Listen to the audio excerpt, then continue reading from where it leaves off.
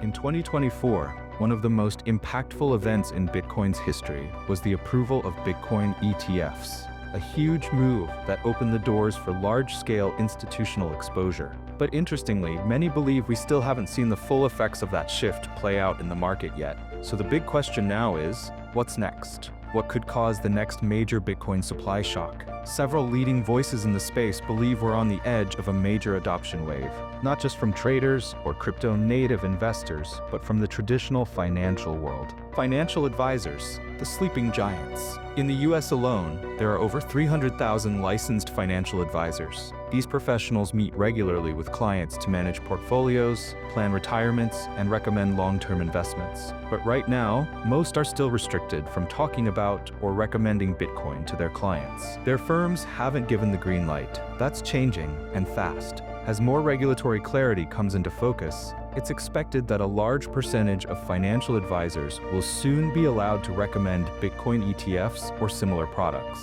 When that happens, a massive wave of investors, those who trust and rely on their advisors, will be introduced to Bitcoin through mainstream, trusted channels. This shift could act as a massive onboarding force into the Bitcoin ecosystem. 2. Institutional access and financial infrastructure. The next major catalyst is already underway, the opening of traditional financial infrastructure to digital assets. Large retail banks, brokerages, and wealth management platforms are beginning to integrate Bitcoin access into their core systems. This means millions of users who might not know how to use a crypto exchange will soon be able to buy, hold, and sell Bitcoin directly from their existing accounts. What's important to note is that this isn't hypothetical anymore. Firms managing billions and trillions are already preparing for it. Even pension funds, endowments, and sovereign wealth funds are now looking at Bitcoin not just as a speculative asset, but as a serious long-term store of value. 3. Sovereign investment and strategic reserves. As global confidence in fiat systems continues to erode, some countries and sovereign funds are exploring the idea of holding Bitcoin in national reserves. Bitcoin's hard cap of 21 million coins makes it fundamentally scarce. As companies and governments begin to allocate even a small portion of their reserves into Bitcoin, the available supply shrinks rapidly. And this isn't just theory. Some sovereign wealth funds have already begun experimenting with small Bitcoin allocations. If that trend continues, it could be one of the biggest demand drivers yet. Number 4. Mainstream access and education. Widespread adoption depends on more than headlines and institutions. It also comes down to usability and awareness. Most people have heard of Bitcoin, but still don't understand how to use it, store it, or protect it. Seed phrases, cold wallets, and private keys can feel intimidating for average users. This is why a big part of the next phase is focused on making Bitcoin more accessible and user-friendly, especially for non-technical people.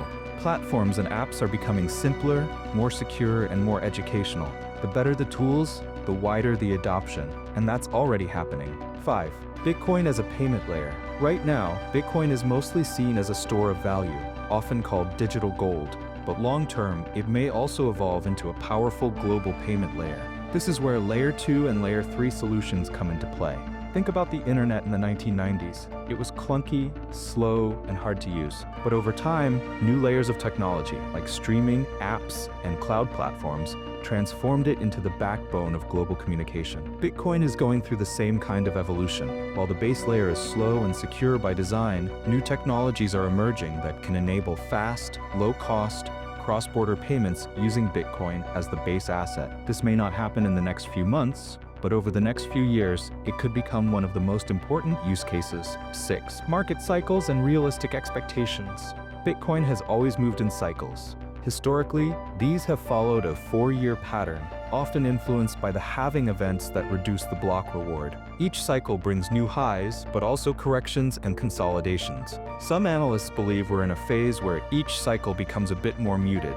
The highs aren't as high as the previous ones, the lows aren't as deep, the volatility begins to shrink as adoption grows. So while predictions are pointing toward Bitcoin possibly reaching $150,000 to $200,000, others caution that corrections may follow, especially if people rush to take profits or if macroeconomic pressure slows down momentum. The key message? Bitcoin isn't a get-rich-quick scheme. It's a long-term technology shift. And just like any transformative innovation, it takes time to mature. Over the last 2 years, Bitcoin has seen more progress than in the decade before. Institutional acceptance is growing, financial access is expanding, educational tools are improving, new use cases are emerging. Whether it's financial advisors onboarding clients, sovereign funds buying reserves, or layer 2 innovation unlocking payments, Bitcoin is pushing forward on all fronts. The world is waking up to what this asset truly is. We're not asking whether Bitcoin will survive anymore. The question now is, how much will be available